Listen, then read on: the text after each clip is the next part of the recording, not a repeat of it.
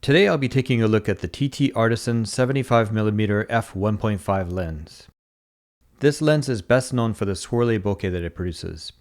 I'll get into that and other aspects of the lens in this video. A while back, I began to explore the world of vintage lenses, but I didn't really know where to start. I didn't know which lenses to buy, how I would attach them to my cameras, what type of images they would produce, or anything like that. I didn't even know where to buy them. While I was studying, I came across lenses that were mentioned over and over, like the Helios 44, the Jupiter 8, the Super Takumar, and several others. Among those, one of the more interesting lenses was the Helios 40. Many people referred to it as the king of bokeh, pointing out the beautiful background blur that it produced. So it was on my short list until I saw the price. Now, compared to a modern lens, the Helios 40 is not that expensive, but I was a little reluctant to pay $500, $600, or even up to $900 for a lens that was 60 to 70 years old and would be mailed from somewhere in the former Soviet Union. You never know for sure what you're going to get when you buy a used lens. There might be scratches or dust or fungus, or the lens might just never show up. So I wasn't ready to risk that much money on this lens. I looked around a little more and discovered that the Helios 40 was based on the Carl Zeiss Biotar design from the 1930s. But I definitely wasn't ready to spend $2,000 or more on one of those. Around that time, fortunately, I ran across this lens, the TTArtisan 75mm f1.5. It's based on the same design and has characteristics similar to the Zeiss Biotar and the Helios 40. Even just looking at the lenses, you can see the family resemblance. But you can buy the TTArtisan lens brand new, and it costs about half as much as a Helios 40. So I decided to give the TTArtisan a try, and I'm really glad I did. I'll get into some pixel peeping in a moment, but before that I wanted to show some photos I took at the beach, mostly shot at f5.6.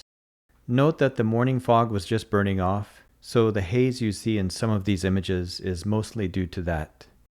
These images are nearly as good as any modern lens would produce. They're a little bit softer, but the way the images are rendered is pleasing, and they have some of the character that people look for in vintage lenses.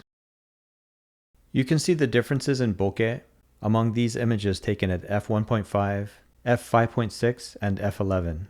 At 1.5, some of the signature swirly cat's eye bokeh is visible in the corner. But to be honest, I'm not a big fan of the f1.5 image in this instance. The way the background is completely blurred out isn't really interesting to me, and I much prefer the more subtle bokeh you get from the higher f numbers. This is a manual focus lens, so you're going to struggle to capture anything that's moving quickly. For example, I saw a classic Camaro passing by and quickly snapped a few shots. I was rushing to get the shot, so I didn't realize until I got back to my computer that the car was out of focus. Of course, I would have preferred to have the car in focus, and I'll get better at that with more practice using a manual lens. And even though the subject was slightly out of focus, I think this shot still turned out okay. Now, getting into some pixel peeping. At f1.5, center sharpness is relatively good, but only in a small area, and contrast is just okay. As you move to the outer edges, both sharpness and contrast quickly fall apart.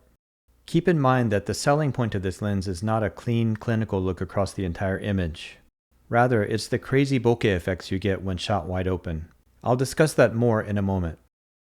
Going from f1.5 to f2, sharpness and contrast in the middle remain just okay, and there's a slight improvement in the corners. At f2.8, you see a solid improvement in the corners, and when you get to f4, f5.6 and beyond, sharpness and contrast are good across the entire image. They're never as good as you would get from a more expensive modern lens, but they are what I would expect from a modern version of a vintage lens.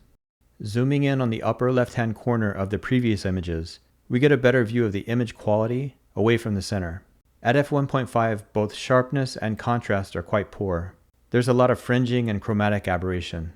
Going to f2, there's a small improvement, but the image is still quite soft. Stopping down to f2.8, you get a pretty significant improvement in sharpness, and moving on to f4, things get even better. From f4 to f5.6, there's an additional improvement in sharpness, and at higher f numbers, image quality stays roughly the same. To my eye, there appears to be a small reduction in quality from f11 to f16. So you can probably expect to get the best image quality in this lens anywhere from f5.6 to f11, with f8 possibly being the best. This photo demonstrates what this lens is all about.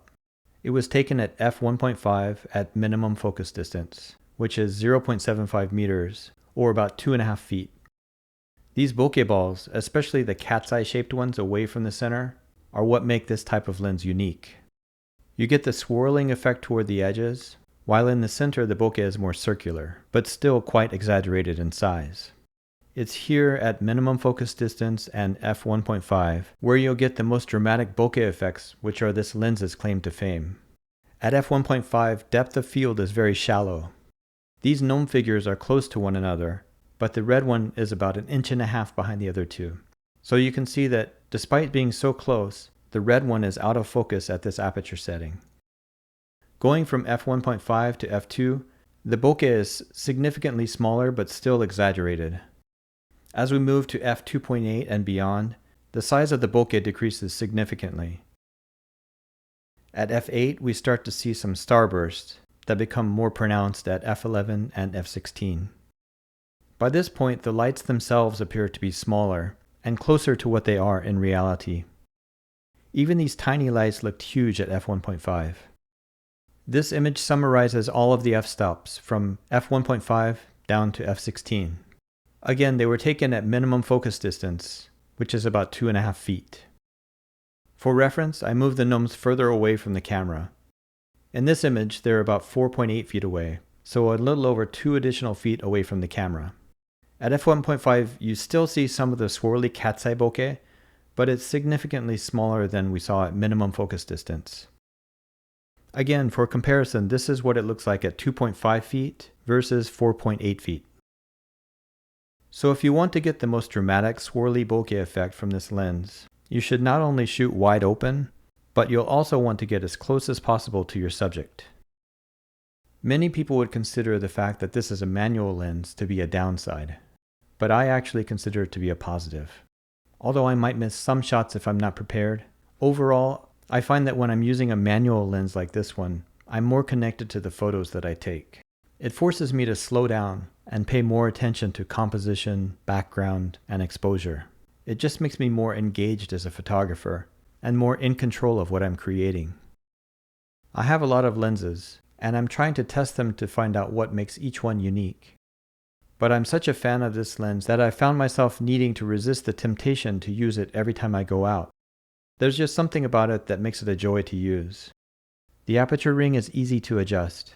The focus ring is just the right size, and it's nicely dampened with a throw of about 240 degrees. This lens is only available in the M42 mount, so you'll need an adapter to mount it to nearly any camera.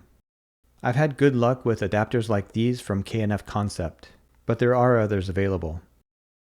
Adding the adapter to the all-metal construction of the lens does make the camera just a little bit front-heavy, but it's nothing too extreme.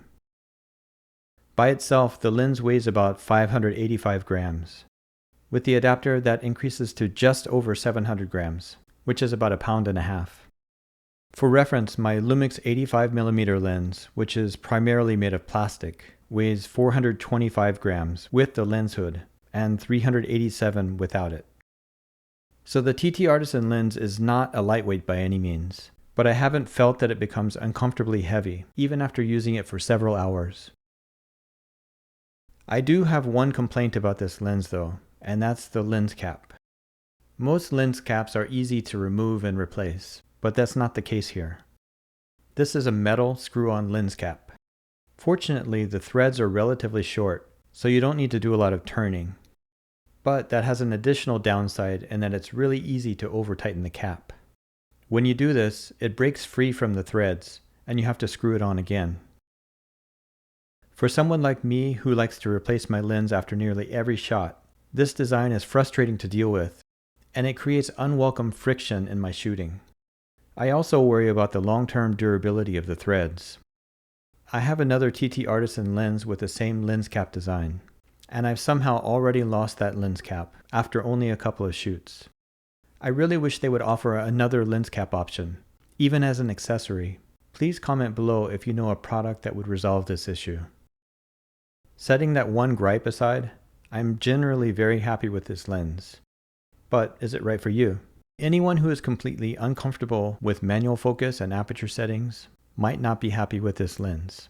But as I mentioned, you can learn a lot about photography, videography, and cinematography by becoming more comfortable with a manual lens. So if you're still learning and the idea of using a manual lens intimidates you, I suggest you give this or any other manual lens a try. You will not regret it. If you own one of these lenses or you're thinking about buying one, I'd really be interested to hear your thoughts. Also, if you considered this but went with something else, which lens did you choose and why? If you found this video helpful, please give me a thumbs up and consider subscribing. I'm trying my best to build this channel, and your support would mean a lot. Thank you very much for watching.